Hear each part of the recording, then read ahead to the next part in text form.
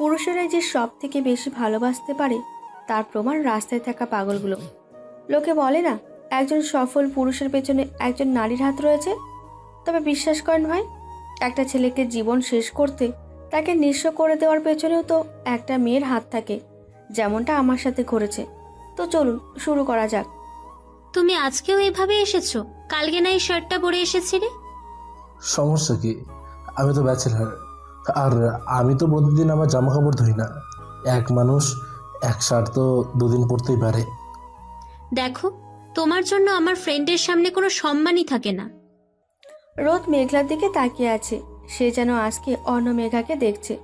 রোদ বলছে, ও আচ্ছা, পরের বার থেকে সুন্দর করে গুছিয়ে আসবানে। রোদ মেঘার জন্য আনা একটা চকলেট আর গোলাপ ফুলটা ওর দিকে এগিয়ে দিল। তুমি সব সময় এই এক কথাই বলো। মেঘা চকলেট আর ফুলটা নিয়ে রেগে আবার বলে, আচ্ছা, তোমার বাইক নেই কেন? তুমি জানো আমার সব বান্ধবীদের বয়ফ্রেন্ডের বাইক আছে। তোমার জন্য আমি ওদের সামনে মুখ দেখাতে পারি না। আচ্ছা, তুমি আমাকে রেস্টুরেন্টে কেন নিয়ে যাও না? আমার বান্ধবীরা তাদের বয়ফ্রেন্ডের সাথে সব সময় রেস্টুরেন্টে যায়। আচ্ছা, তুমি স্পেশাল দিনগুলোতে কোথায় থাকো? আমাকে নিয়ে বাইরে ঘুরতে কেন যাও না?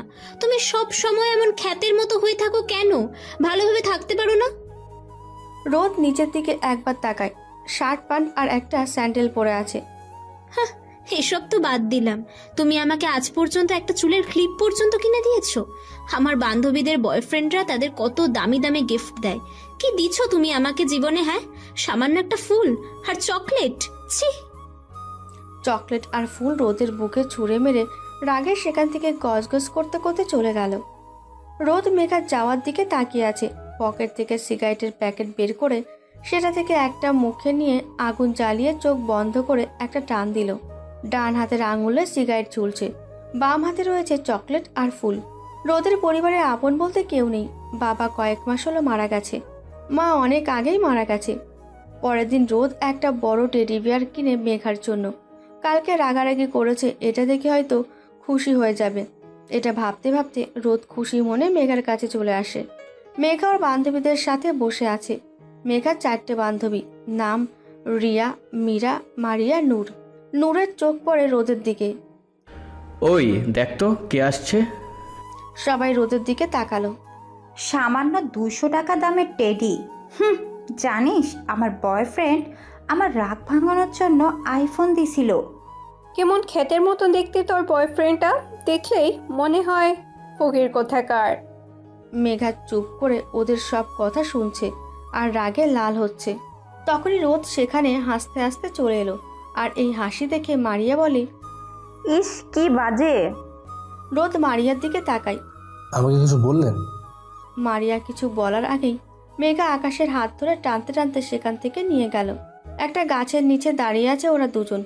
রোদ ওর হাতে থাকে টেডি বিয়ার আর পকেট থেকে একটা চকলেট বের করে মেঘার দিকে ধরে। তুমি কি আমাকে একটুও শান্তি দেবে না? সব সময় তোমার জন্য ওদের কাছে ছোট হতে হয় আমাকে। আজকেও সেম শার্ট। তুমি কি ফকির? টাকা নাই নতুন শার্ট কেনার? তোমাকে নিয়ে সব সময় ওরা আমাকে খোঁটা দেয়। আচ্ছা, তুমি কি একটু পরিবর্তন হবে না? কোনো দিন হবে না? কমন সেন্স নেই তোমার?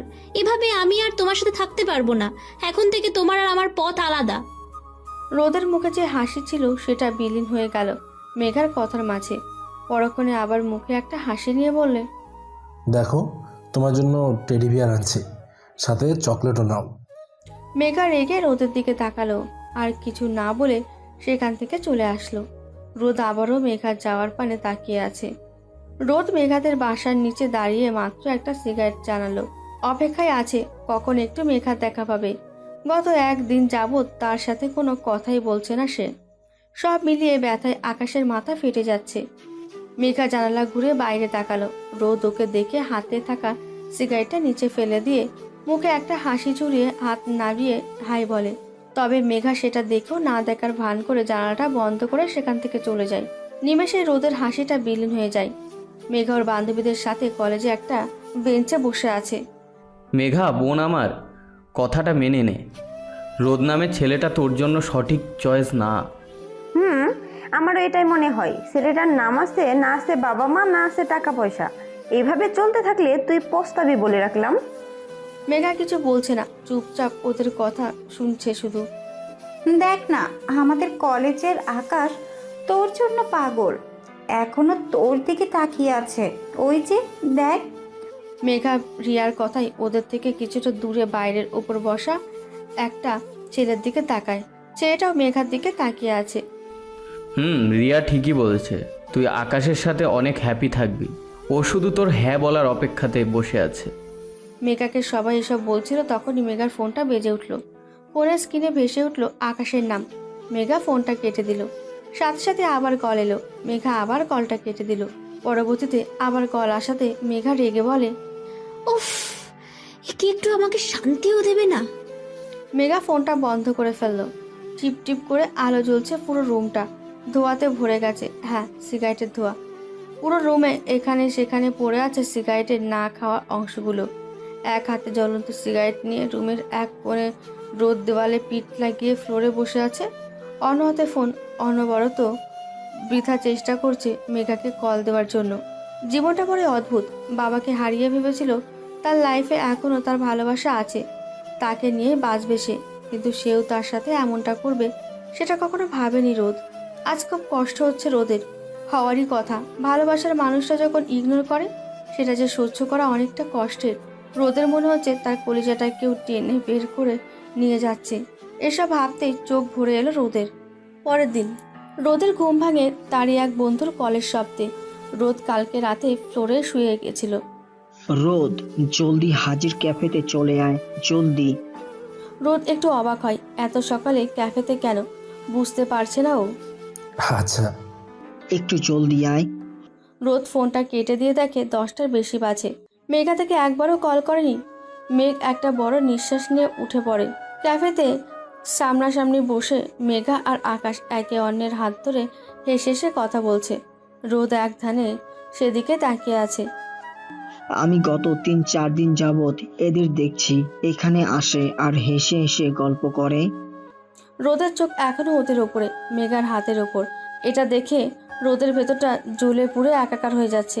তার ভালোবাসার পাখি আজ অন্যের ডালে বাসা বাঁধতে ব্যস্ত। রোদের বুকের ভেতরে ধকপক ধকপক শব্দটা জোরে ছাড়তে থাকলো। রোদ কিছু না বলে সেখান থেকে চুপচাপ চলে গেল। রোদের বন্ধু বলে ওঠে, আরে কই যাচ্ছিস? এদের কিছু বলবি না? রোদ তার কথায় কোনো পাত্তা না দিয়ে সেখান থেকে চলে গেল। আসলে সেখান থেকে চলে যাওয়ার কারণ মেঘাকে এভাবে দেখে রোদের চোখ ভরে এসেছিল। সেখানে আর একটু সময় থাকলে হয়তো ওদের সময়টা সেখানেই পেটে যেত। কিছুদিন এসে একটা গাছের নিচে বসে পড়ল রোদ। বাবা মারা যাওয়ার পরে মেঘা তার পাশে ছিল। রোদ ভেবেছিল পৃথিবীতে বেঁচে থাকার জন্য একমাত্র আশা সে, কিন্তু আজ সেই আশার প্রদীপ নিভে যাচ্ছে। রোদ কাঁপা কাঁপা হাতে ওর পকেট থেকে সিগারেটের প্যাকেটটা বের করলো। সেটা জ্বালিয়ে রোদ বলে, তুমি বলেছিলে আমাকে কখনো একা ছাড়বে না। আমি এখন খুবই একা মেঘা। তুমি কথা দিয়ে কথা রাখোনি। 2 রাত 2 দিন পার হয়ে গেল। এই 2 দিনে একবারের জন্য রোদ ওর দু চোখের পাতা এক করতে পারেনি। চোখ বন্ধ করতে মেঘার অন্যজনের হাত ধরা, তার সাথে হাসা এসব চোখের সামনে ভাসতে থাকে। 2 দিনে মেঘা আকাশকে একটা বারের জন্যও কল করেনি, খোঁজ নেয়নি কেমন আছে সে। আকাশের চোখ লাল হয়ে আছে, সাথে নিচে কালো দাগ হয়ে গেছে, চুলগুলো উস্কো খুস্কো। হাতে ফোন নিয়ে মেঘার নামে সেভ করা নম্বরে কল দিল, কিন্তু তার নাম্বার ব্যস্ত, হয়তো ব্লক করে দিয়েছে রোদকে। ফোনটা ফ্লোরে রেখে ফোনের দিকে তাকিয়ে আছে রোদ। হঠাৎ অনবরত ঘুষি মারতে থাকে ফোনের উপর। হাত ফেটে রক্ত বের হয়ে গেছে, তারপরেও রোদ না থামছে না। একটা সময় পর ধুকরে কেঁদে চিৎকার করে উঠল। মেঘা কলেজ ওর বান্ধবীদের সাথে বসে আছে। তো কেমন চলছে? কি কেমন চলবে? আরে বুঝিস না, তোর আর আকাশের কথা বলছে ও। উফ, তোরা কি অবুঝ? হ্যাঁ, দেখিস না কেমন হাত ধরাধরি করে ঘুরে? এটা দেখেও বুঝিস না? চুপ করে বসে থাকা মীরা হঠাৎ বলে ওঠে, তোরা যাই বলিস না কেন, রোদ ছেলেটার সাথে তোর এমন করাটা উচিত হয়নি। উফ, ওই ফকিরের নামটা আমার সামনে নিস না তো, যত সব আজাইরা। দিলি তো মুডটা খারাপ করে। তখনই দূর থেকে রোদ মেঘাকে ওর নাম ধরে ডাক দেয়। আজকে ওর হাতে একটা চকলেট আর একটা গোলাপ ফুল। শয়তানের নাম নিতে না নিতেই শয়তান হাজির। রোদ আর মেঘা একটা গাছের নিচে দাঁড়িয়ে আছে। রোদ মেঘার মুখের দিকে এক নজরে তাকিয়ে আছে। যেটা মেঘার কাছে অসহ্য লাগছে। কেমন আছো? কি বলবে জলদি বলো, হাতে আমার বেশি টাইম নেই। রোদ মেঘার দিকে তাকিয়ে মুচকি হাসলো। তার জন্য আনা গোলাপ ফুল আর চকলেটটা এগিয়ে দিল। তোমার জন্য এনেছিলাম। দরকার নেই। রোদের ভেতরটা জ্বলে পুড়ে যাচ্ছে, তবুও সেগুলো চাপিয়ে রেখে সুখে একটা মুচকি হাসি ঝুলিয়ে যাচ্ছে। অসহ্যকর হয়ে গেছে তাই না? মেঘা এবার চট করে রেগে উঠে বলে, জানিসই যখন তাহলে আমার পিছনে পড়ে কেন আছিস? প্রতিটা সময় একটা ফুল আর একটা চকলেট। আমি কি বাচ্চা নাকি যে চকলেট খাবো? দেখ, আগেই বলে দিয়েছি আমি তোর সাথে কোনো রকম রিলেশনশিপ রাখবো না। বাংলা কথা বুঝিস না তুই? তোর মতো ফকিরের কি সামর্থ্য আছে? হ্যাঁ। অন্যদিকে আকাশ মেঘার বন্ধুদের কাছে বলে এসেছে, কি খবর তোমাদের? আর খবর, ওই লুচ্চা বদমাইশটা এখানে এসে মেঘাকে ধরে নিয়ে গেছে ওইদিকে। এটা শুনতেই আকাশের মাথায় রাগ উঠে যায়। মানে কেউ এসে ওকে ধরে নিয়ে গেল আর তোমরা বসে বসে দেখলে? নিজেকে দেখেছিস কখনো একবারও? তুই কোথায় আর আমি কোথায়? আরে তোর থেকে তো রাস্তার ফকিরের সামর্থ্যও বেশি। আইসে আবার প্রেমিক হতে। আরে কাকে বলছি আমি এসব? তোর তো সামান্য কমন সেন্সও নেই, ইগনোর করছি। এটা দেখেও বুঝোস না তোরে আমার দরকার নেই। ব্রেকআপ, ভালো লাগে না তোকে। মেঘা রোদের হাত থেকে ফুল আর চকলেটটা নিয়ে রোদের বুকে ছুঁড়ে মারল। রোদ মেঘার দিকে তাকায়। ব্রেকআপই তো এটা। এটা তো আর ডিভোর্স না যে খরচাপাতি আছে। আমি আর কখনো তোমার সামনে আসবো না, তুমি আর কখনো তোমার সামনে আমাকে দেখবে না। রোদ নিচ থেকে ফুল আর চকলেটটা তুলে নিয়ে বলে, ভালো থেকো ভালোবাসা। লেট চলে আসছে তখন আকাশ সেখানে এসে রোদের দিকে রাগে তেড়ে আসতে বলে। তখনই মেঘা আকাশের হাত ধরে তাকে আটকে নেয়। হাতটা ছাড়ো আমার। ওই কুত্তার বাচ্চাকে আমি আজ মেরেই ফেলবো। বাদ দাও তো, ও আর কখনো আমার সামনে আসবে না। আকাশের পুরো শরীরটা রাগে কিরকির করছে। রোদের বুকটা ফেটে যাচ্ছে, পুরো শরীর থেকে গরম হাওয়া বের হচ্ছে। চোখের পানি আজ বাধা মানছে না। সিগারেটের ধোয়াতে কষ্টগুলোকে ওড়ানোর পিছটা চেষ্টা করছে সে। আজকে সে তার জীবন যুদ্ধতে হেরে যাচ্ছে। এখানকার সব থেকে বড় উঁচু বিল্ডিংয়ের ওপরে দাঁড়িয়ে আছে। ছাদের হালকা আলোতে রোদের চোখের পানি স্পষ্ট দেখা যাচ্ছে। বেঁচে থাকার ইচ্ছা রোদের মরে গেছে। যেখানে তার বাবা মা নেই, ভালোবাসার কেউ নেই, সেখানে একা একা সে কী করবে? অনেক কষ্টে নিজেকে মানিয়েছে রোদ। অনেকেই তার সব কষ্টের অবসান ঘটাবে। ছাদের রেলিংয়ের ওপরে উঠল রোদ। চোখ থেকে পানি অনবরত ঝরে যাচ্ছে। শেষবারের মতো নিজের ফোনটা বেজে ওঠে। মা বাবা আর বেঈমান মেঘাকে দেখে নিল। ছেলেদের কাঁদানো এত সহজ না। একটা ছেলে রাস্তাঘাটে মার খেয়ে পড়ে থাকলেও সে কাঁদে না। তাকে তার বাবা মা ইচ্ছা মতো বকা দিলেও সে কাঁদে না, বরং সে শান্তি পায়। তাকে ক্লাস টিচার ইচ্ছা মতো বেত দিয়ে মারলেও সে কাঁদে না।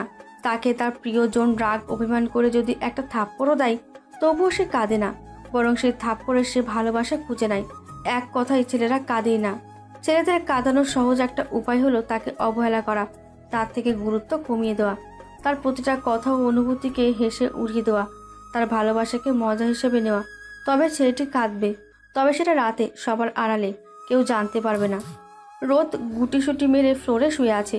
অনেক চেষ্টার পরেও সে ব্যর্থ হলো আত্মহত্যা করতে। সব কষ্টের অবসান ঘটাতে পারল না আজ। রোদের সামনে একটা প্যাকেট পড়ে আছে। তারই একজন বন্ধু তাকে এটা দিয়েছে। রোদ যখন নিজের বাড়ির দিকে আসছিল, তখনই তারই এক বন্ধুর সাথে দেখা হয়। ছেলেটার নাম বাবু। বাবু রোদের এমন হাল দেখে বলে, মামা কি হয়েছে রে তোর, এমন অবস্থা কেন? রোদ মাথা নাড়িয়ে কিছু না বলে সেখান থেকে চলে আসতে থাকে। আরে কই যাস, এতদিন পর দেখা হলো, একটু হালচাল তো শোন। রোদ অনেক কষ্টে কান্না চাপিয়ে বলে, পরে কথা বলি প্লিজ। বাবু রোদের সামনে এসে রোদের চোখের দিকে তাকায়, দেখে চোখ দুটো লাল হয়ে গেছে। এখনই কান্না করে দেবে মনে হচ্ছে। রোদ মামা কি হয়েছে রে তোর, চোখ মুখ এমন, কান্না করছিস কেন? ভাবি ঠিক আছে তো? তার কিচ্ছু কি হয়েছে? মেঘা। রোদের চোখ থেকে পানি গড়িয়ে পড়ল। বাবু কিছু সময় রোদের দিকে তাকালো, কিছু একটা ভেবে বলল, তোর কষ্ট কমানোর জন্য আমার কাছে কিছু একটা আছে, দাঁড়া 1 মিনিট। বাবু ওর পকেট থেকে ছোট্ট একটা প্যাকেট বের করলো, ভেতরে পাউডারের মতো কিছু। সেটা রোদের হাতে গুঁজে দিল। যদি খুব বেশি কষ্ট হয় তাহলে এটা নিস, দেখবি নিমিষেই কষ্ট গায়েব। রোদ প্যাকেটটার দিকে তাকিয়ে উঠে বসে পড়ল। এটা টেবিলের ওপর রেখে একটা কাগজের সাহায্যে নাকে দিয়ে ভেতরে টেনে নিল। নিতের শরীরের ভেতরে একটু ঝাঁকুনি দিয়ে উঠল। রোদের সামনে থাকা সব কিছুই হাওয়াতে ভাসছে। মনে হচ্ছে তার আশেপাশে থাকা সব জিনিস ওর সাথে কথা বলছে। হ্যাঁ, এটা কাজ করছে। বর্তমানে মেঘার কথা একটুও মনে নেই রোদের। একে একে সবটুকুই নিয়ে নিল আর হাসতে হাসতে সেটাতেই টলে পড়ল। পরের দিন খুব সকালে বাবুর বাড়ির দরজাতে কেউ বারবার ধাক্কা দিচ্ছে। বাবু শুয়েছিল, দরজা ধাক্কাতে সে উঠে পড়ল। তার চোখে এখনও ঘুম। বাবু বলল, কে রে, এত সকাল সকাল ঘুমটা ভাঙিয়ে দিল? বাবু দরজা খুলে দেখে রোদ দাঁড়িয়ে আছে, চোখগুলি লাল হয়ে আছে। বাবু রোদের হাতের দিকে তাকিয়ে দেখে ওর হাত কাঁপছে। মামা তুই এত সকালে? আমার আরও চাই। কি চাই তোর? কালকে যে ওষুধ দিয়েছিলি ওটা আমার আরও চাই। বাবু একটু ঘাবড়ে রোদের মুখ চেপে ধরে রোদকে বাড়ির ভেতরে নিয়ে দরজা বন্ধ করে দেয়।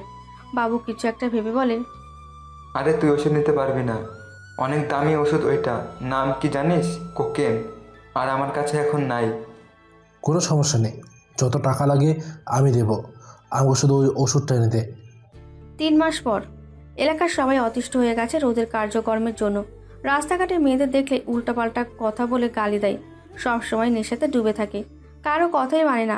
সব সময় হাতে বিড়ি সিগারেট থাকে। চুল দাড়িগুলো বড় বড় হয়ে গেছে। শরীরে তেমন যত্ন না নেওয়াতে কেমন পাগল পাগল দেখায়।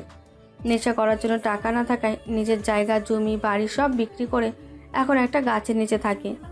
রোদ একটা দোকানের সামনে বসে সিগারেটের ধোঁয়া ওড়াচ্ছে। সামনে রাস্তার দিকে তাকাতেই দেখে রাস্তা দিয়ে একটা মেয়ে যাচ্ছে, গায়ে ওড়না নেই। রোদ আগেই ওকে ভালোভাবে বলেছে ওড়না ব্যবহার করার জন্য, কিন্তু মেয়েটা একটু বেশি স্টাইলিস্ট। মেয়েটাকে দেখে রোদ বলে ওঠে, উফ বেবি, তোমার ফিগারটা না সত্যি অনেক জোস। মেয়েটা রোদের কথা শুনে দাঁড়িয়ে যায় আর রেগে বলে, বেয়াদব, বজ্জাত, ইতর, ছোট লোক। তোর বাড়িতে মা বোন নেই?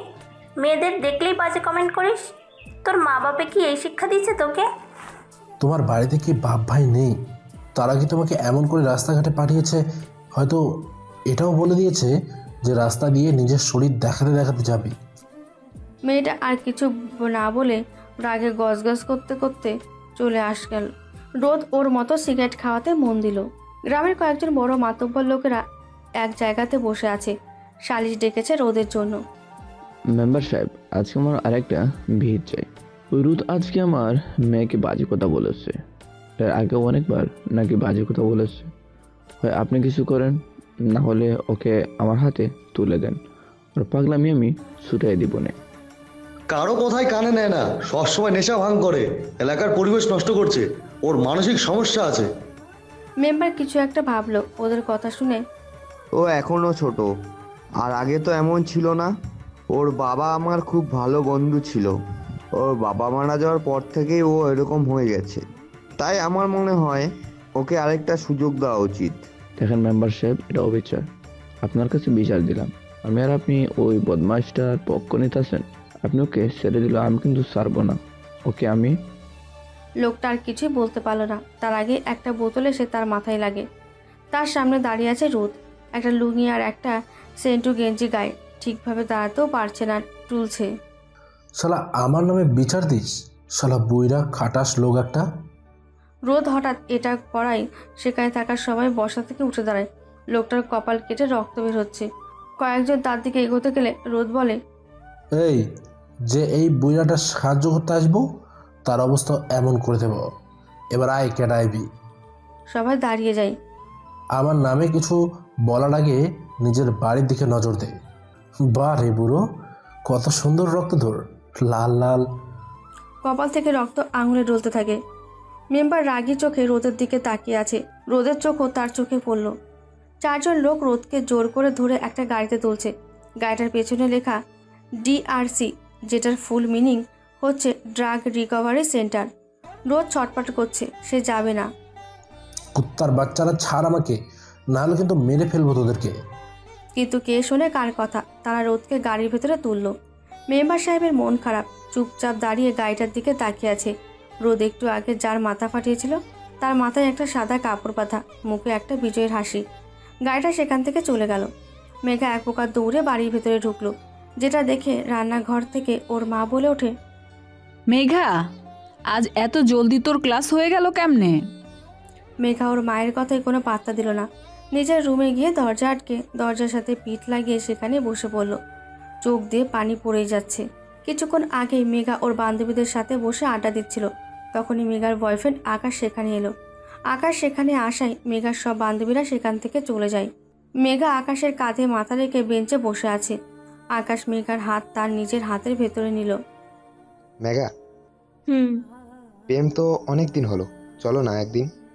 মেঘা আকাশের কাঁধ থেকে মাথা তুলে বলল, কি একদিন? চলো না আমরা রুম ডেট করি। মেঘা অস্বস্তিজনক মুখ বানিয়ে বলল, কতবার বলবো এসব কথা আমাকে বলবা না? যা হবার সব বিয়ের পরে হবে। তো আমরা বিয়ে করবো তো বেবি, চলো না। এর আগে একটু বুঝোই তো। যেটা বলেছি সেটাই, বিয়ের আগে এসব আমার পক্ষে সম্ভব না। তুমি আমাকে একটুও ভালোবাসো না?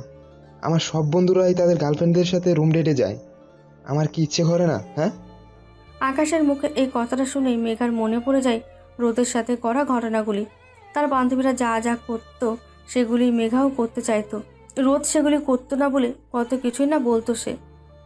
সরি, দেখো আমার দ্বারা এটা কোনোভাবেই সম্ভব না। এভাবে ভালোবাসার প্রমাণ দেওয়া আমার পক্ষে সম্ভব না। মেঘা সেখান থেকে উঠে চলে আসতে চাই, কিন্তু আকাশ ওর হাত ধরে কলেজের গেটের দিকে নিয়ে যেতে থাকে।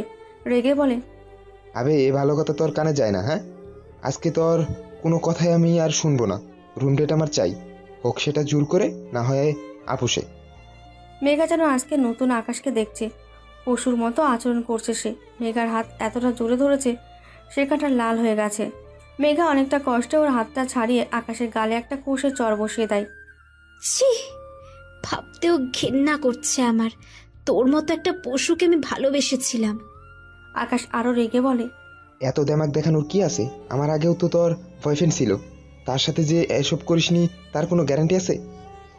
ছি। বলে সেখান থেকে দৌড়ে চলে গেল। রোদকে একটা বেদের সাথে বেঁধে রাখা হয়েছে।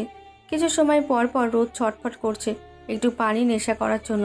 পুরো শরীর জ্বলে পুড়ে যাচ্ছে, ওর কাঁপুনি দিয়ে উঠছে। রোদ পাগলের মতো চিৎকার করতে থাকে, আকুতি মিনতি করতে থাকে একটু ড্রাগসের জন্য। অবস্থা খারাপ দেখে সেখানে থাকা ডক্টররা রোদকে একটা ইঞ্জেকশন দেয়। আস্তে আস্তে রোদের চোখটা ভারী হয়ে আসে।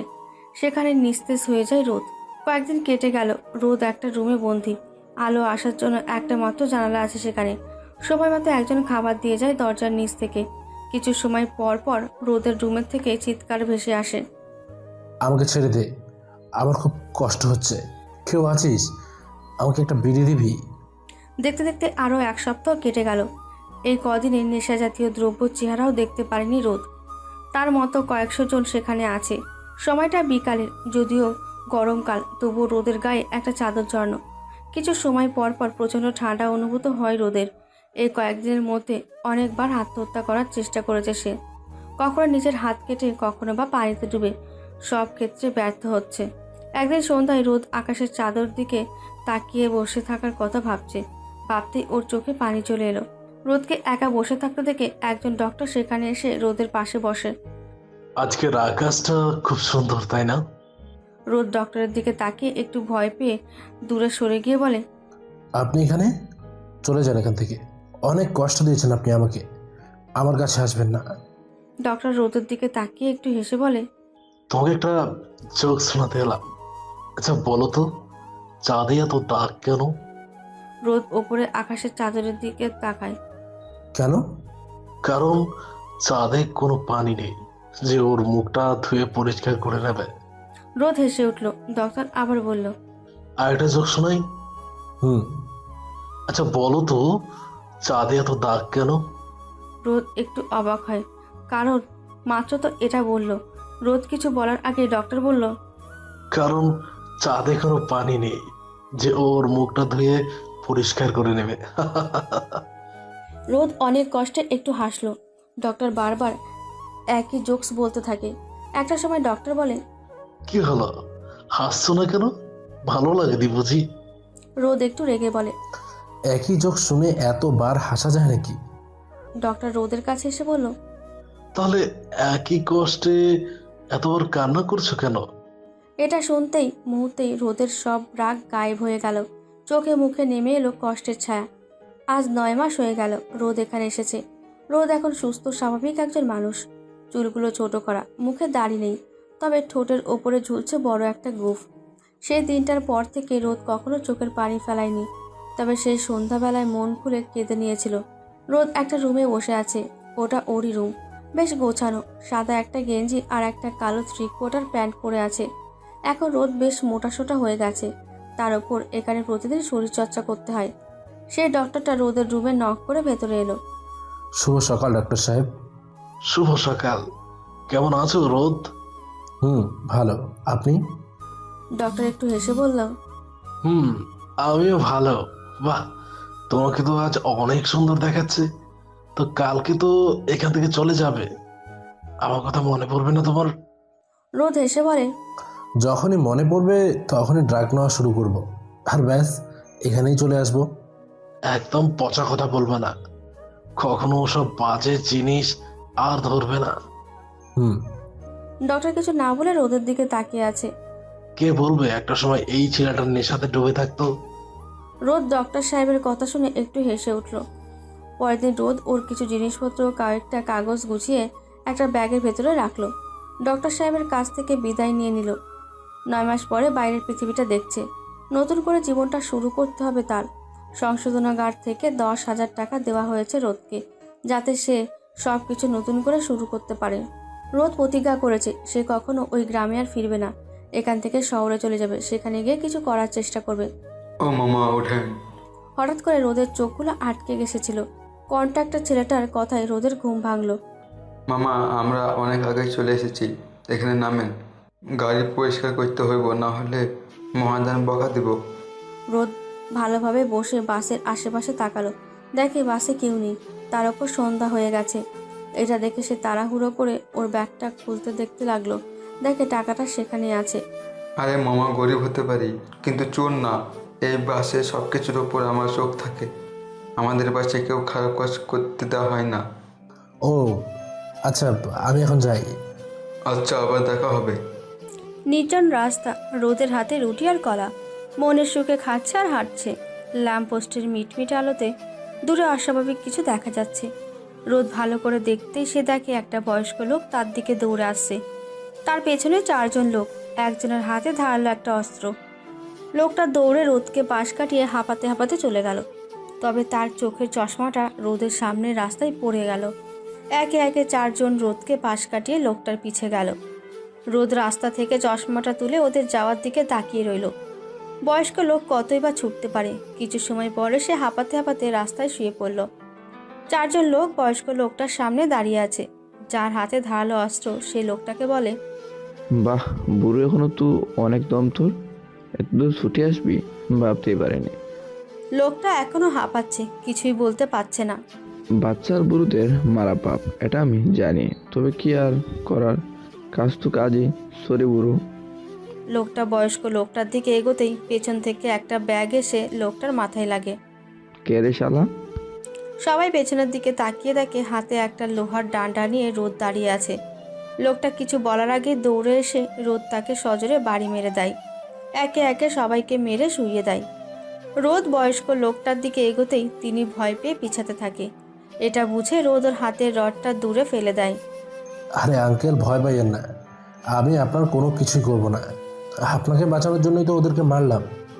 লোকটা এখনো শকে আছে। রোদ লোকটার দিকে তাকাতে দেখে তার কাঁধ থেকে রক্ত বের হচ্ছে। আরে রক্ত? আপনার কাঁধ তো কেটে গেছে, চলুন না আপনাকে হসপিটালে নিয়ে যাচ্ছি। লোকটা এখনো অবাক হয়ে রোদের দিকে তাকিয়ে আছে। ডক্টর লোকটার চিকিৎসা করছে, রোদ তার পাশেই বসে এখনো। স্থানীয় একটা ডক্টরের বাড়িতে এসেছে তারা। আমি ভাবতেই পারিনি আজকে বেশি বেরবো, তুমি ফেরেশতার মতো এসে আমাকে বাঁচালে। ধন্যবাদ তোমাকে বাবা।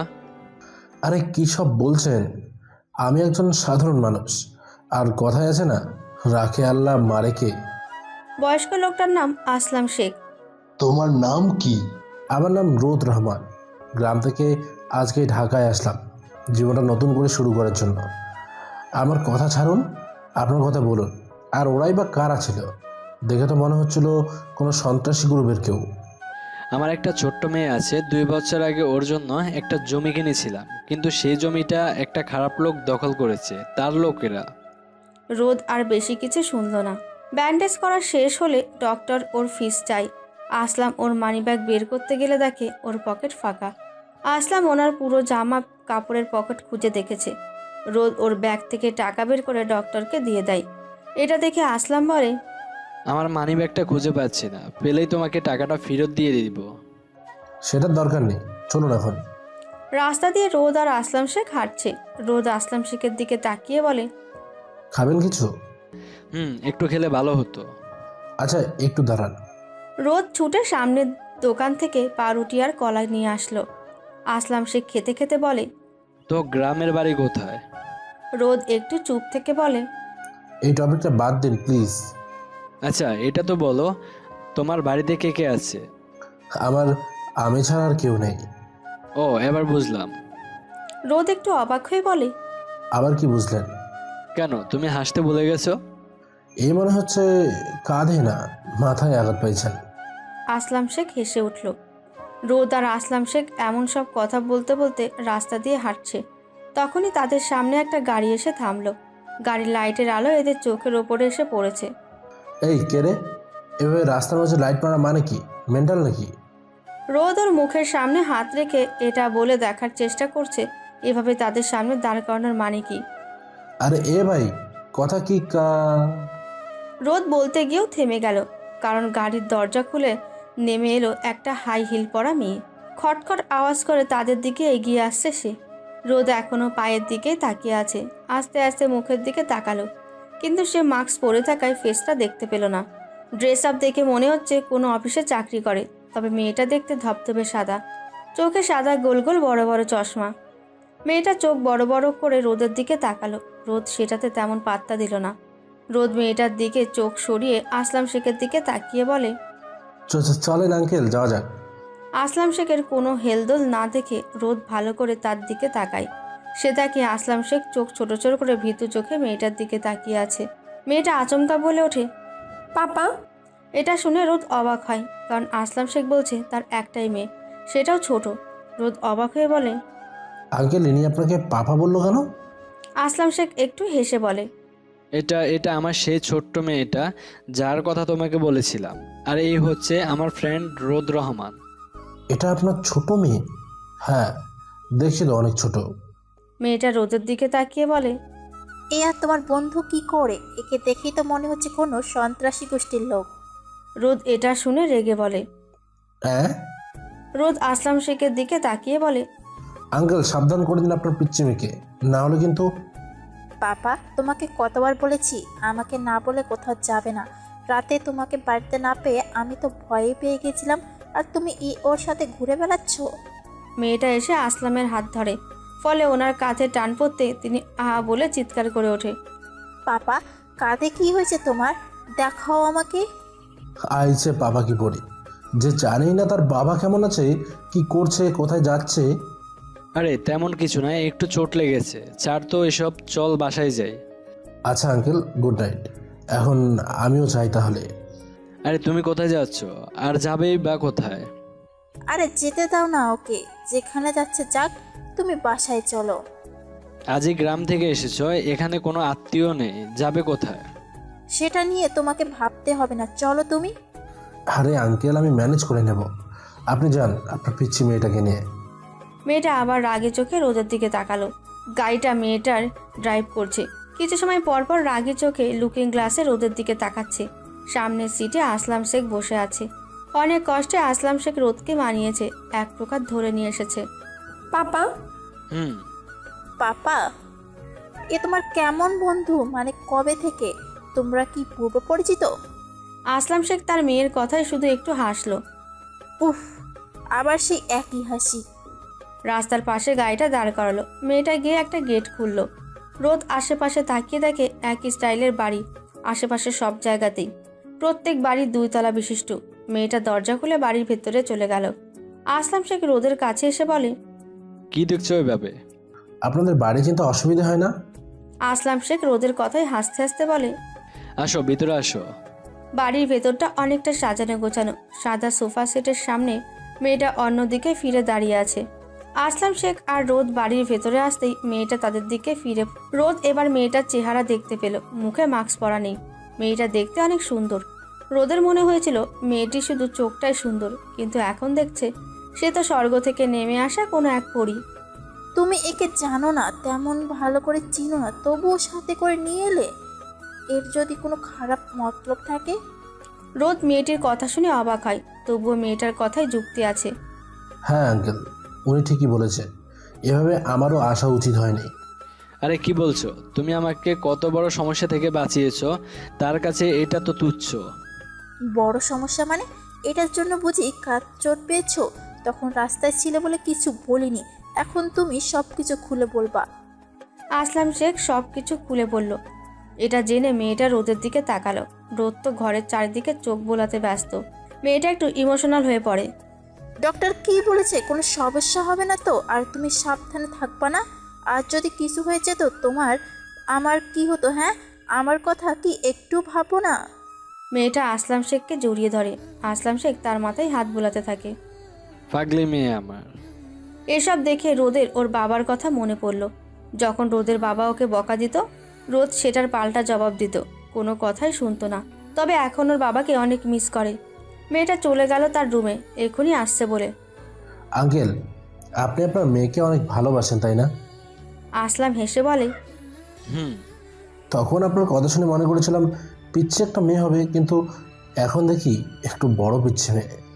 সন্তান যতই বড় হোক না কেন, বাবা মায়ের কাছে সব সময় ছোটই থাকে। আপনার পিচ্ছি মেয়েটার নামটা কি? এখনো তো বললেন না। ও হ্যাঁ, বলতে ভুলেই গেছি, ওর নাম হচ্ছে আরোহী। আর তুমি পড়াশোনা করছো তো? করলেও সেটার প্রমাণ নেই।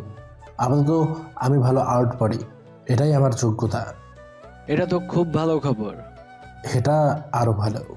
তখনই আরোহী সেখানে চলে এলো, চুলগুলো পেছনে ছুটি করা, নর্মাল ড্রেস পরে সে। পাপা এখনো বসে আছো? যাও ফ্রেশ হয়ে আসো, আর তুমি আসো আমার সাথে, রুম দেখিয়ে দিচ্ছি। বলে হাঁটতে থাকলো। যাও, নিজের বাড়ি মনে করো। রোদ বসা থেকে উঠে মনে মনে বলে, বাপ পানি আর মেয়ে আগুন, বাহ কি কম্বিনেশন। আরোহী একটা রুমের সামনে দাঁড়িয়ে আছে। এটা তোমার রুম, জলদি একটা নতুন জায়গা খুঁজে বিদায় হও। বললে কি এখনই বিদায় হয়? আরোহী কিছু না বলে চোখ রাঙিয়ে সেখান থেকে চলে গেল। রুমে একটা টেবিলের ওপর অনেকগুলো বই আছে। রোদ একটা হাতে নিল। খুব সকালে রোদের ঘুম ভেঙে গেল। বর্তমানে এটা অভ্যাস হয়ে গেছে। গেট খুলে রাস্তায় চলে এলো ছোটার জন্য। রোদ দৌড়াচ্ছে আর আশেপাশে সব কিছুতেই চোখ বোলাচ্ছে। আরোহী মাত্র ঘুম ভাঙল। ঘুম ভাঙতে সে নিচে চলে আসে কফির জন্য। কফির মগ হাতে নিয়ে ড্রয়িং রুমের দিকে আসতেই তার চোখ যায় গেস্ট রুমের দিকে। দরজাটা খোলা, সেটাও এত সকালে। কৌতূহলবশত সে রুমের দিকে যায়। দরজা একটু ফাঁকা করতে দেখে রোদ সেখানে নেই। রোদের জিনিসগুলো পড়ে আছে। আরোহী চিৎকার করে ওর পাপাকে ডাকে। আসলাম শেখ রোদের রুমে এসে সব জায়গা খুঁজেছে, কিন্তু কোথাও নেই সে। আগেই বলেছিলাম ওর কোনো খারাপ মতলব আছে, তুমি তো শোনোনি। এখন দেখো কি কি নিয়ে এসে ভেগেছে। আরে থাম তো, হয়তো বাইরে কোথাও গেছে। আমার আগেই ওর প্রতি সন্দেহ হচ্ছিল, এখন থেকে সেটাই সত্যি হয়েছে। ও একটা চোর। পেছন থেকে রোদের আওয়াজ হলে ওরা দুজনেই অবাক হয়ে পেছনে ফেরে। চোর মানে? হ্যাঁ, গত রাতে এলাকায় চোর এসেছিল, পাশের বাসা থেকে নাকি কি কি চুরি করে নিয়ে গেছে। তা তুমি কোথায় গিয়েছিলে এত সকাল সকাল? আরোহী তীক্ষ্ণ নজরে রোদের দিকে তাকিয়ে আছে। একটু বাইরে গেছিলাম দৌড়ানোর জন্য। ও, তা আমাকেও ডাকতে, আমিও যেতাম সাথে। আচ্ছা, এখন তুমি ফ্রেশ হয়ে নাও, আজকে তোমাকে কোথাও নিয়ে যাব আমি। রোদ তার রুমে চলে গেল। আরোহী অফিসের জন্য রেডি হয়ে বাইরে এলো। চলেই যাচ্ছিল, তখনই আসলাম শেখ বলে, আরে কিছু খেয়ে তো যা। অফিসে গিয়ে খেয়ে নিব, চিন্তা করো না। আরোহী চলে যাওয়ার পর রোদ সেখানে এলো। একটা শার্ট পরেছে, একই রকমের শার্ট, কালকে যেমনটা পরেছিল আজকেও তেমন, তবে কালারটা চেঞ্জ। তার ওপর রোদের মুখে ঝুলছে একটা বড় গোঁফ, চুলগুলো ছোট ছোট। আরে রোদ, এত সময় কি করছিলে? আসো বসো, কিছু খেয়ে নাও। রোদ কিছু না বলে সেখানেই বসে পড়ল। আরোহীর কোম্পানির নাম প্যাশান, একটা জুতার কোম্পানি। মূলত এই কোম্পানি হাই হিল তৈরি করে, যেটা বেশিরভাগ বিদেশে পাঠানো হয়। কোম্পানির এমডি হচ্ছে আরোহী। অনেক স্ট্রিক্ট হওয়াতে সবাই একটু ভয় পায়। কোম্পানির ভেতরে আসতেই দেখে একটা মেয়ে মুখের বিভিন্ন অঙ্গভঙ্গি করে সেলফি তুলছে। হঠাৎ তার ক্যামেরাতে দেখতে পাই আরোহী তার দিকে রাগের দৃষ্টিতে তাকিয়ে আছে। কি হচ্ছে? হ্যাঁ, ফটো সেশন? ফলোয়ার্সদের জন্য ম্যাম। মোটিভেশন। সকাল সকাল যে তোমাকে দেখতে, তার মোটিভেশন কি করে হবে? ম্যাডাম, আসলে তোমাকে না ফোনে যে ফ্রন্ট ক্যামেরা বানিয়েছে না, তাকেই জুতা দিয়ে মারা উচিত। আর সেটা তো আমি পারবো না, তাই কাল থেকে অফিসে ফোন ব্যান। মেয়েটি কান্না কান্না মুখ করে আরোহীর দিকে তাকায়। সেখানে আরোহী আর দাঁড়ায় না, সেখান থেকে চলে আসতে থাকে। কিছু দূর সামনে আসতেই একটা ছেলে সেখানে আসে, হাতে কয়েকটা কাগজ নিয়ে। ম্যাম, আমি কয়েকটা ডিজাইন তৈরি করেছি উইন্টার কালেকশনের জন্য। ছেলেটা কাগজ খুলে আরোহীকে দেখায়। কেমন হয়েছে ম্যাম? খুব ভালো। ইয়েস। তৈরি করে নিজের বউকে পরিয়েন। ছেলেটির মুখের হাসি চলে যায়। আরোহী পেছনে তাকাতেই, সরি ম্যাম। এটা কোনো হোটেল না যে তুমি তোমার সময়ের মতো আসবে, এটা অফিস। মাত্র 10 মিনিট লেট হয়েছে ম্যাম। 10 মিনিট? ছুটির দিনগুলো বাদ দিলে বছরে নাকি থাকে 280 দিন। প্রতিদিন 10 মিনিট লেট মানে এক বছরে 2800 মিনিট লেট, যা প্রায় 47 ঘন্টার মতো। এখানে তুমি সপ্তাহে 5 দিন আর প্রতিদিন 9 ঘন্টা করে কাজ করো, তো তোমার ডেইলি পে কত? আর 5 দিনে কত লস করলে ক্যালকুলেট করে আমাকে জানো। 10 বাই আরোহীর দিকে ভয়ে ভয়ে তাকিয়ে আছে। তাড়াতাড়ি সবাই সবার কাজে লেগে পড়ল। যে মেয়েটি সেলফি তুলছিল সে আস্তে করে বলে, বাপ রে, যে কে বিয়ে করবে তার তো। হ্যাঁ, যে বিয়ে করবে তার তো কি? মেয়েটি একটু ভয় পেয়ে বলে, আমি কখন বললাম? ফোনটা আমার কাছে দাও। আমি কিছু বলিনি তো ম্যাম। ফোনটা দিতে বলেছি। মেয়েটা চুপচাপ ফোনটা আরোহীর হাতে দিয়ে দিল। এই বছরের সেলস রিপোর্ট 30 মিনিটের মধ্যেই আমার টেবিলে চাই। মেয়েটি মুখ কালো করে কাদো ভাব নিয়ে বলে, ম্যাম। রিপোর্ট দিয়ে ফোন নিয়ে যাও। আসলাম শেখ রোদকে নিয়ে একটা আর্ট ট্রেনিং সেন্টারের সামনে দাঁড়িয়ে আছে। রোদ এবার বুঝতে পারলো আসলাম শেখ কেন তাকে আর্টের সার্টিফিকেট দিতে বলেছিল। আমরা এখানে কেন আঙ্কেল? তোমার জন্য কিছু করার চেষ্টা করছি মাত্র, এসো আমার সাথে। আসলাম শেখ রোদকে নিয়ে সেখানে ভর্তি করিয়ে দিলেন। অফিস শেষে আরোহী বাড়ি এসে দেখে তার বাবা আর রোদ রান্নাঘরে কিছু একটা রান্না করার চেষ্টা করছে। সোফাতে ব্যাগ রেখে সেখানে গিয়ে দেখে আসলাম দূরে দাঁড়িয়ে বলে বলে দিচ্ছে কি করতে হবে। রোদ মাথায় একটা হেলমেট পরে ভয়ে ভয়ে সেগুলো করছে। আরোহী না চাইতেই এসব দেখে হেসে উঠল। সবাই খাবারের টেবিলে বসে খাচ্ছে। তোর এই বন্ধু রান্না ছাড়া আর কিছু কি পারে? রোদ একটু অবাক হয়। আপনি কি আমাকে ইনডাইরেক্টলি অপমান করছেন? চাইলে ডাইরেক্টও করতে পারি। তোরা থাম তো, খাওয়ার সময় কোনো কথা নয়। পরের দিন আরোহী অফিসে যেতেই ডিজাইনার ছেলেটা, ওর নাম মাহিন, সে আরোহীর কাছে কয়টা কাগজ নিয়ে এলো। ম্যাম, এগুলো ট্রেনিং সেন্টার থেকে এসেছে। আরোহী ওগুলো নিয়ে নিজের কেবিনে চলে গেল আর আর্টগুলো দেখতে লাগলো। হঠাৎ একটা আর্টের ওপর ওর চোখ আটকে গেল। অনেক সুন্দর একটা ডিজাইন, কাগজটির নিচে ছোট্ট করে যে লেখা আর ওপরে 14 লেখা। আরোহী ফোন করে কাউকে রুমে আসতে বলে। কিছু সময় পর আরোহীর পিএ মেয়েটার নাম ছায়া সেখানে আসে। ম্যাম, এটা কার ডিজাইন? এটা সম্পর্কে সব তথ্য আমার চাই। Okay ma'am. রোদ মাত্র ট্রেনিং সেন্টার থেকে বের হলো। বের হতেই তার সামনে একটা কালো গাড়ি এসে দাঁড়ায়। সেখান থেকে নামে একটা কালো স্যুট পরা লোক। লোকটার মাথায় ঝুঁটি করে চুল বাঁধা। লোকটা তার হাত বাড়িয়ে বলে, হ্যালো, আমার নাম রায়হান রাফি, টিএম ফাইন্যান্সের এমডি। রোদ হাত মিলিয়ে বলে, হ্যালো স্যার। লোকটা ওর পকেট থেকে একটা কাগজ বের করে বলে, 14 নম্বর, এটা তো তোমার ডিজাইন তাই না? জি। এটা আপনার কাছে কি করে? সেটা তোমার না জানলেও চলবে, তবে আমি এটা কিনতে চাই। অনেক পছন্দ হয়েছে ডিজাইনটা। এটার জন্য তোমাকে আমি 50,000 টাকা দিতে পারি, এর বেশি পারবো না। 50,000? সেটাও একটা সাধারণ ডিজাইনের জন্য? রোদ তো খুব খুশি হয়ে বলে, আচ্ছা।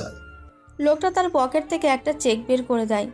তুমি চাইলে আমার কোম্পানিতে জব করতে পারো, জীবনে অনেক উন্নতি করতে পারবে। তোমার আর্টে জাদু আছে। রোদ তখনই কোনো উত্তর দিল না। রোদ রাতে খাবারের টেবিলে আসতে দেখে আসলাম শেখ চশমা চোখে দিয়ে একটা কাগজ দেখছে। আর ওই তার পাশেই বসে আছে। রোদ কিছু দূর এগোতেই দেখে তারই আর্ট করা হাই হিলের ডিজাইনটা ওরা দেখছে, যেটা কিনা সে বিক্রিও করে ফেলেছে। আরে এটা তো আমারই ডিজাইন। আসলাম শেখ আর আরোহী রোদের দিকে অবাক হয়ে তাকালো। ওদের এভাবে তাকানো দেখে রোদ বলে, না মানে বলছে কি, আমাদের ট্রেনিং সেন্টারের লোগো দেওয়া আছে, তো তাই ওখানকার কেউই হয়তো আঁকছে। ও আচ্ছা রোদ, তোমাকে একটা কাজ দিব। এটা কার ডিজাইন, কে ডিজাইনটা করেছে তাকে তোমাকে খুঁজে বের করতে হবে, পারবে তো? সেটা না হয় করলাম, তবে কেন, তাকে খুঁজে কি হবে? দেখোই না ডিজাইনটা একবারে কত সুন্দর। এই জুতাটা একেবারে পারফেক্ট, সবারই পছন্দ হবে। আমার ইন্টার কালেকশনে এটা মেইন আইটেম রাখতে চাচ্ছি। এটা শুনতেই রোদের মুখের হাসি উড়ে গেল। এটা তো তার করা ডিজাইন, তার উপর এটা সে বিক্রি করে দিয়েছে। আমার কাছে ততটা সুন্দর মনে হচ্ছে না তো। না, একটু সুন্দর না। এটা যদি টিএম কোম্পানির হাতে চলে গেলে বড় সমস্যা হতে পারে আমাদের জন্য, তাই ওর আগে এটা কার ডিজাইন সেটা জানা অনেক জরুরি। টিএম কথাটা শুনতেই রোদ চমকে উঠল। আরে এটা নিয়ে টেনশন করিস না, রোদ আছে তো। টিএম মানে কিসের সমস্যা? টিএম হচ্ছে আমাদের প্রতিপক্ষ একটা কোম্পানি। আমাদের কোম্পানি ধ্বংস করার জন্য যে কোনো কিছুই করতে পারে, বজ্জাত একটা লোক। ও। রোদ তাড়াহুড়ো করে ওর রুমে চলে গেল। রায়হান রাফি সাহেব তাকে একটা কার্ড দিয়েছেন, সেটা ম্যানিব্যাগ থেকে বের করে কল দিল। রাফি ওর অফিসে বসে একটা ফাইল দেখছিল, তখন তার ফোনটা বেজে ওঠে। হ্যালো রায়হান রাফি স্যার, আমি রোদ বলছি, যার থেকে একটা ডিজাইন কিনেছিলেন। হ্যাঁ বলো রোদ। স্যার, আমি না আপনাকে ওই ডিজাইনটা বেচতে পারবো না, ওটার মেন কপিটা আমাকে ফেরত দিয়ে দেন। সরি রোদ, এটা তো আর সম্ভব না, ওটার উপর অলরেডি কাজ শুরু হয়ে গেছে। আরে আজকেই তো নিলেন, এত জলদি কাজ? আচ্ছা ভালো থাকবেন, বাই। রোদ ওর রুমে বসে আছে, খাওয়ার কথা আর মাথায় আসছে না। আসলাম শেখ তাকে অনেকবার ডেকেছে, কিন্তু রোদের ক্ষুধা নেই। আজকে রোদ নতুন বাসায় উঠল, ভাড়ার বাসা, আটো-ছাটো 3টে রুম, তেমন কোনো জিনিসপত্রও নেই। কালকে থেকে নতুন চাকরি জীবন শুরু। প্যাশনের জুনিয়র ডিজাইনার হিসেবে কালকে জয়েন করেছে রোদ। প্রায় 20 দিন ধরে ট্রেনিং নিয়েছে সে। তবে আসলাম শেখ আর আরোহী সেই ডিজাইনারকে এখনও খুঁজেই পায়নি। টিএম কোম্পানি ওই শু বানিয়ে মার্কেটে লঞ্চ করে দিয়েছে। রোদ সেখানে উঠে ফ্রেশ হয়ে অফিসের জন্য রেডি হলো। আসলাম শেখ কয়েকটা শার্ট আর প্যান্ট আর জুতা কিনে দিয়েছিল, সেগুলোর মধ্য থেকে একটা পরে নিল। কাগজ পেন্সিলের বক্সটা একটা ব্যাগে নিয়ে নিল। অফিসের বিল্ডিংটা 12 তলা বিশিষ্ট, 5 নম্বর ফ্লোরে আরোহীর অফিস। রোদ অফিসে চলে এলো। বেশ সুন্দর অফিসটা। অফিসের ভেতরে ঢুকতে দেখে একটা মেয়ে ডেস্কে বসে আছে।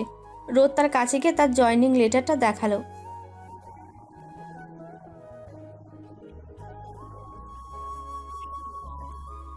মেয়েটা রোদকে মাহিনের কাছে নিয়ে গেল। আচ্ছা তুমি যাও নাজলি জান। মেয়েটা মাহিনের উপরে চোখ রাঙিয়ে চলে গেল। মাহিন রোদের পা থেকে মাথা পর্যন্ত দেখে বলে, ব্রো তোমার বয়স কত? রোদ একটু অবাক হয়ে বলে, 26 কেন?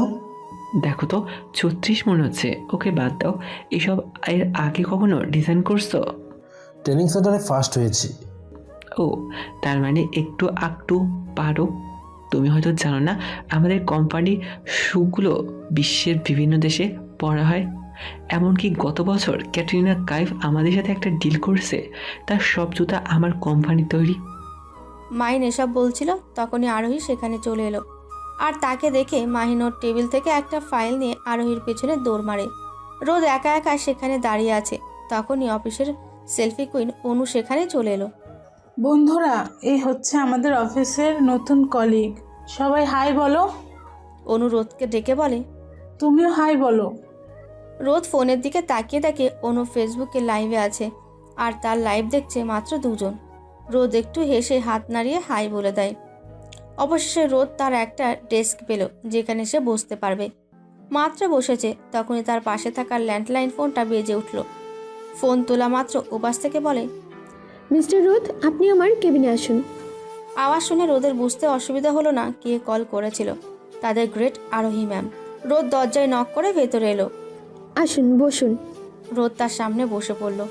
এখানে কাজ করতে হলে কয়েকটা নিয়ম মানতে হবে। সবার সাথে ভালো ব্যবহার। আমরা এখানে একটা পরিবারের মতো কাজ করি। সৎ ও সত্য কথা বলতে হবে, মিথ্যা বলা আমি পছন্দ করি না। টাইম টু টাইম সব কাজ করা যায়। লেট করে অফিসে এসে অজুহাত এটা এখানে চলবে না। আপাতত এইগুলো মানলেই চলবে। ওকে ম্যাম, আর কিছু? না, এখন আপনি আসতে পারেন। রোদ বেরিয়ে এসে ভাবে এই মেয়ে তো হেভি ডেঞ্জারাস, কাজ ছাড়া কিছুই বোঝে না। পরের দিন রোদ কয়েকটা জুতো ডিজাইন করেছে, সেগুলো মাহিনকে দেখালো। দেখে মাহিন চোখ বড় বড় করে ভাবতে থাকে, হ্যাঁ, এত সুন্দর আর্ট কি করে করলো? ম্যাম যদি জানতে পারে এ আমার থেকে ভালো ডিজাইন করে, তাহলে তো এ হয়ে যাবে সিনিয়র আর আমি জুনিয়র। না, এটা তো হতে পারে না। স্যার, কি ভাবছেন? ততটা ভালো হয়নি, আরও চেষ্টা করতে থাকো। একদিন তুমিও আমার মতো সেরা ডিজাইনার হবে। রোদ সেখান থেকে চলে গেল। মাহিন সেখানে বসে রোদের ডিজাইনগুলো দেখতে থাকে। কিছু সময় পরে আরোহী রুমে নক করে। কামিন। মাহিন কেবিনে আসে। ম্যাম, নতুন ডিজাইনগুলো যদি একটু দেখতেন। আচ্ছা, রেখে যান, পরে দেখছি। আরোহী ল্যাপটপে কিছু একটা দেখছে। টিএম কোম্পানির মার্কেট ভ্যালু অনেক বেড়ে গেছে, যেটা দেখে আরোহী একটু হতাশ হয়ে চেয়ারে হেলান দিয়ে মাথায় হাত দেয়। তখনই ওর চোখ যায় পাশে রাখা ডিজাইনগুলোর ওপর, যেখানে পেজের নিচে সেম একইভাবে যে লেখা আছে। যে ডিজাইনটার জন্য টিএম এত ওপরে চলে গেল, যার জন্য এদের অনেক লস হয়েছে, মার্কেট ভ্যালু কমে গেছে। আরোহী ল্যান্ডলাইনে কাউকে ফোন করে রাগে চিৎকার করে বলে, জলদি আমার রুমে আসো, রাইট নাও। মাহিন এক প্রকার দৌড়াতে দৌড়াতে আরোহীর কেবিনে আসে। আরোহীর হাতে যে ডিজাইনটা নিয়ে মাহিনকে দেখিয়ে বলে, এটা কার ডিজাইন? মাহিন একটু ভয় পেয়ে বলে, জুনিয়র ডিজাইনদের রোদের। দরজা ঠেলে রোদ রুমের ভেতরে এলো। সামনে চেয়ারে আরোহী বসে আছে, আর তার সামনে মুখ কালো করে দাঁড়িয়ে আছে মাহিন। মিস্টার রোদ, এটা আপনার ডিজাইন? রোদ মাহিনের দিকে তাকায়। মাহিন ইশারায় তাকে বলতে বলে, জি। আপনি শিওর তো? রোদ একটু অবাক হয় যে এতবার জিজ্ঞাসা করছে কেন। জি, এটা আমারই। আরোহী ওর ফোনটা নিয়ে কাউকে ফোন দেয়। বাবা, জলদি একটু অফিসে এসো তো। সামনে দাঁড়িয়ে থাকা মাহিনের ভয়ে গলা শুকিয়ে আসছে। সে ভয়ে ভয়ে বলে, এখন আমরা যাই তাহলে। আরোহী গম্ভীর হয়ে জবাব দিল, আপনি যেতে পারেন। মিস্টার রোদ, আপনি চেয়ারে বসুন। মাহিন যেন এটা শুনে হাঁপ ছেড়ে বাঁচল, জলদি সেখান থেকে চলে গেল। আরোহীকে দেখে মনে হচ্ছে ও খুব রেগে আছে। রোদ ওর সামনে চুপচাপ বসে আছে। সে বুঝতে পারছে না কি ঘটতে চলেছে এখানে, কোনো ধারণাই নেই তার। কিছু সময় পরে আসলাম শেখ সেখানে চলে এলো। আরে রোদ, তুমিও আছো দেখছি। কি হচ্ছে আরো এত জরুরি তলব? আরোহী ওর বাবার দিকে একটা কাগজ এগিয়ে দিল। দেখো তো, এটা দেখে কিছু মনে পড়ে কিনা।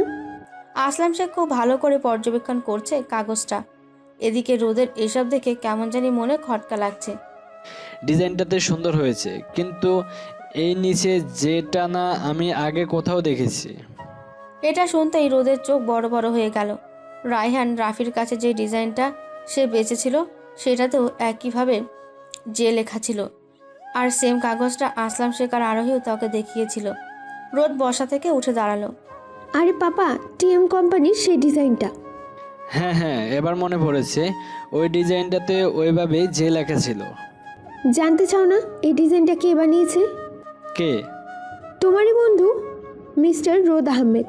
এটা শুনতেই আসলাম শেখের চেহারাতে নেমে এলো বিষণ্ণতার ছায়া। আসলে আমি জানতাম না ওটা টিএম কোম্পানির মালিক ছিল। যখন জানতে পেরেছি তখন অনেকটাই দেরি হয়ে গিয়েছিল। তো আমাকে কেন বলনি তুমি? আমাকে তো বলতে পারতে, সত্যি কথাটা লুকালে। রোদ, তোমার থেকে এটা আশা করিনি। রোদ সেখানে কিছু না বলে সোজা বাইরে চলে এলো। গলা থেকে কার্ডটা খুলে টেবিলের উপরে রাখলো। সে জানতো কখনো না কখনো এটা সবাই সামনে আসবেই। রোদ ভাবছে হয়তো এখন ওকে চাকরি থেকে বের করে দেওয়া হবে। আসলাম শেখ রোদের দিকে তাকিয়ে সেখান থেকে চলে গেল। যা নুন খেয়েছে তার সাথে নেমো খারামি করলো রোদ। এটা ভাবতেই নিজেরই খারাপ লাগছে। আরোহী নিজের রাগকে ঠান্ডা করতে চোখ বন্ধ করে আছে, তখনই কিছু একটা শব্দে সে চোখ খুলল।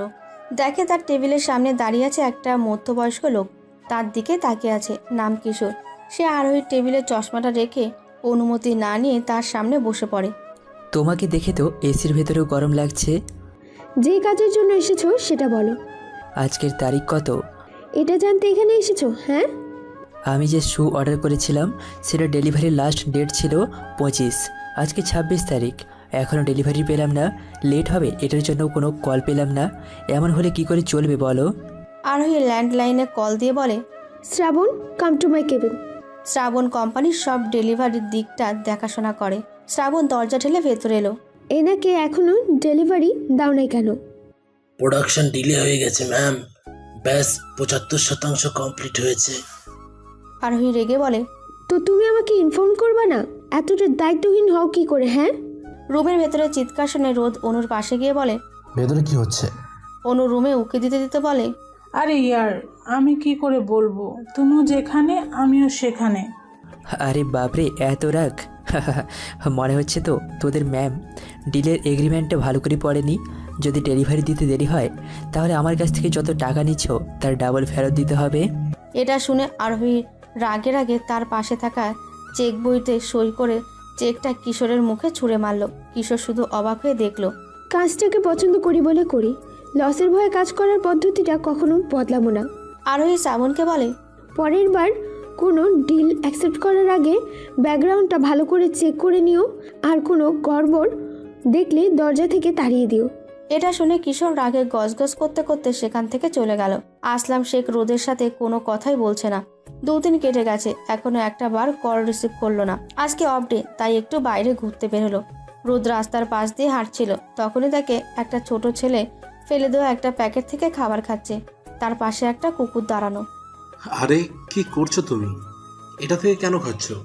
ছেলেটা রোদের কথায় কোনো কান না দিয়ে খাওয়ার কাজে মন দিল।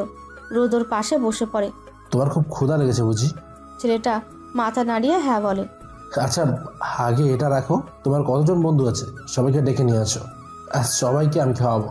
ছেলেটার খুশি হয়ে দৌড় দিল। ছেলেটার রেখে যাওয়া প্যাকেটটা এবার সেই কুকুরটা খেতে লাগলো। কিছু সময় পরে ছেলেটা ওর সাথে আরও 7 জনকে নিয়ে আসলো। রোদ ওদের নিয়ে একটা বিরিয়ানি হাউসে চলে গেল। সবার জন্য বিরিয়ানি অর্ডার করলো। সেখানে থাকা লোকজন অবাক হয়ে রোদ সহ বাকিদের দিকে তাকিয়ে আছে। সবাইকে পেট পুরে খাওয়ানোর পরে রাতের জন্য সবাইকে 1 প্যাকেট বিরিয়ানি দিয়ে দেয়। বিল দিয়ে বাইরে আসতে মাহিন ফোন করে রোদকে। মাহিন একটা সেলুনে বসে আছে, নিজের চুল কাটাচ্ছে। রোদ ওর পাশের চেয়ারে বসে আছে। ব্রো, আমার মনে হয় তোর নতুন একটা লুক নেওয়া দরকার। এটা কি আমার জন্য ভালো হবে? তুমি শুধু দেখে যাও এদের হাতের কামাল। রোদ ওর সামনে রাখা আয়নাতে নিজেকে দেখে। শুরু হয়ে গেল রোদের নতুন লুকের খেলা। কিছু সময় পরে রোদ নিজেকে আয়নাতে দেখে। চুলগুলো স্টাইল করে কাটা, মুখে খোঁচা খোঁচা দাড়ি, সব মিলিয়ে অনেকটাই পরিবর্তন হয়ে গেছে। বিশেষ করে গোপটা আর নেই। পরের দিন অফিসে যেতেই সবাই অবাক হয়ে তাকিয়ে আছে রোদের দিকে। ফর্সা গায়ে সাদা একটা টি শার্ট, ওপরে কালো একটা শার্ট, সাদা একটা প্যান্ট, সাথে সাদা লোফার, গায়ে হাতে একটা ঘড়ি। সব মিলিয়ে আজকে রোদকে হিরোদের মতো লাগছে। অফিসের সবাই যেন আজকে নতুন কাউকে দেখছে। মাহিন তো সবাইকে বলে বেড়াচ্ছে, রোদের এসব পরিবর্তনের পেছনে আমার হাত রয়েছে। রোদর ডেস্কে মাথায় হাত দিয়ে বসে আছে, আর অন্য হাতের ভেতরে কলম ঘোরাচ্ছে। তখনই অফিসে এলো সবার বস আরোহী ম্যাম। তবে আজকে নতুন রূপে। সব মডার্ন ড্রেস ছেড়ে শাড়ি পরেছে আজ। সে কারো দিকে না তাকিয়ে সোজা নিজের কেবিনে চলে গেল। আজ কতদিন পর একটা মেয়েকে দেখে রোদের ভেতরে সুরসুরি লাগলো। পরক্ষণে আসলাম শেখের কথা ভেবে সব কিছুই উড়িয়ে দিল। আজ কেন জানি হঠাৎ তার অতীতের কথাগুলো মনে পড়ে গেল। জীবনের প্রতিটা মানুষ থেকে যেতে আসে না, কেউ কেউ আছে চলে যেতে যেতে অনেক কিছু শিখিয়ে দিতে। ঠিক তেমনই মেঘা ছিল রোদের জন্য তেমনই একজন। কিছু সময় পরে রোদের ল্যান্ডলাইনে কল আসে। কলটা আরোহীর। সে রোদকে তার কেবিনে ডাকলো। কাচের দরজাতে নক করে ভেতরে ঢুকলো রোদ।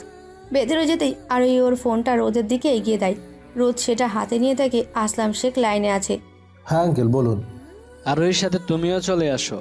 আচ্ছা, কিন্তু কোথায়? ওপাশ থেকে কোনো শব্দ এলো না। রোদ দেখে আসলাম কল কেটে দিয়েছে। হাই রে বাপও দেখছি মেয়ের মতো। রোদ ফোন আরোহীকে দিতে দিতে বলে, কোথায় যেতে বললেন আপনি?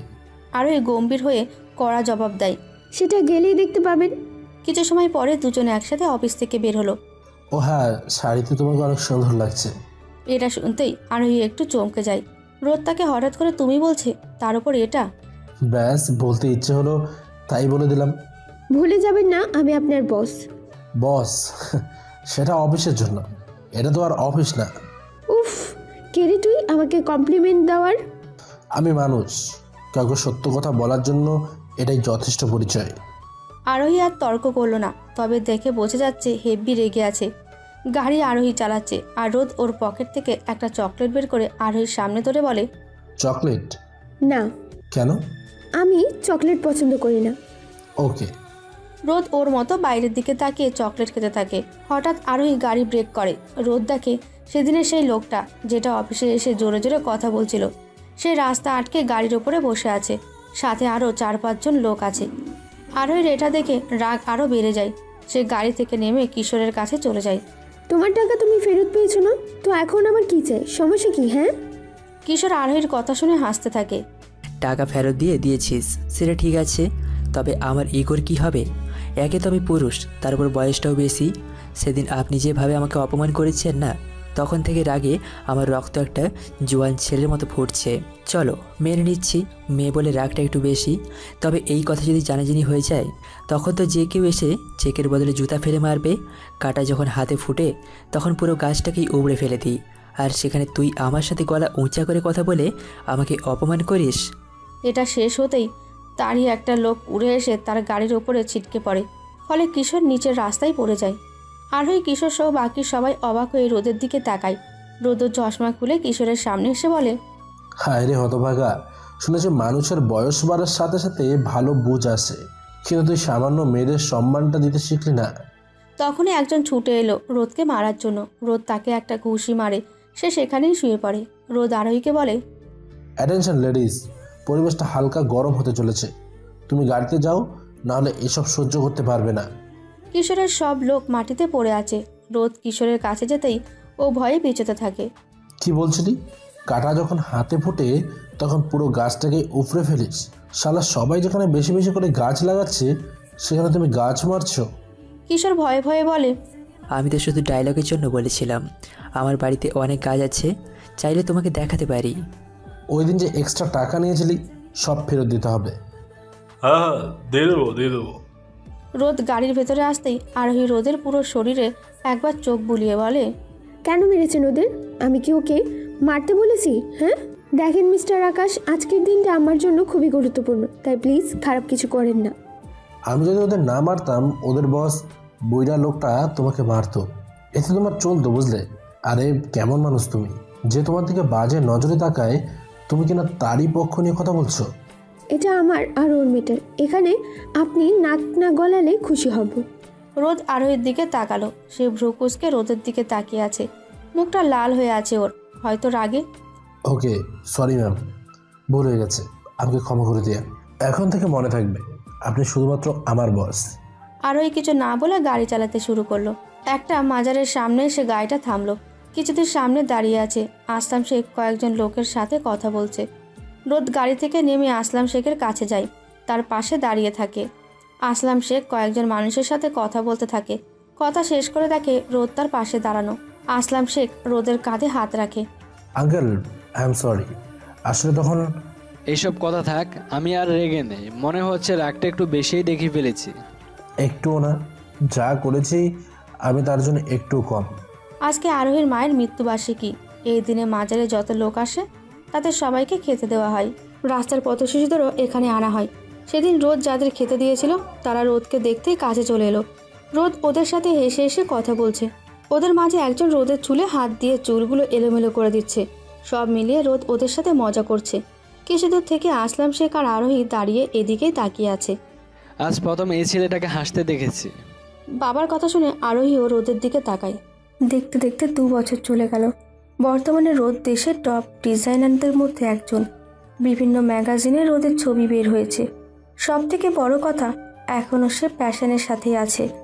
আর কোম্পানির 40% শেয়ারের মালিক সে।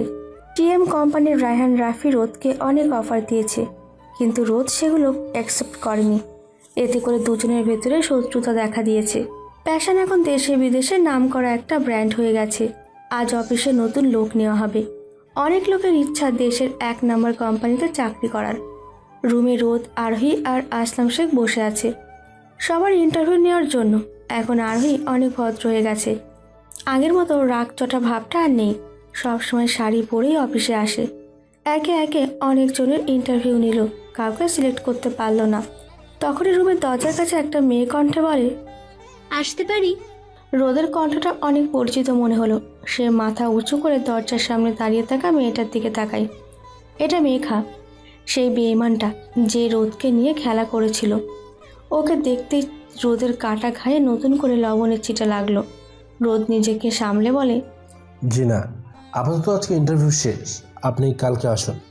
রোদের এমন কথার মানে ওরা দুজন বুঝতে পারে না। আমি অনেক দূর থেকে এসেছি। আপনি আসুন। রোদ সেখান থেকে উঠে যেতে গেলে আরোহী রোদের হাত টেনে ধরে বসায়। মেঘা ওর সব সার্টিফিকেট দিল, তবে একটা বিষয় রোদ খেয়াল করেছে, মেঘা এখনো পর্যন্ত তার দিকে একবারও তাকায়নি। কত বদলে গেছে, অনেক শুকিয়ে গেছে, চোখের নিচে হালকা কালো দাগ মেকআপ দিয়ে ঢাকার বৃথা চেষ্টা করেছে। আপনি তাহলে ম্যারিড? হঠাৎ বলা এই কথাটা রোদের কলিজাতে গিয়ে লাগে। বিয়ে হয়েছে 1.5 বছরের মতো।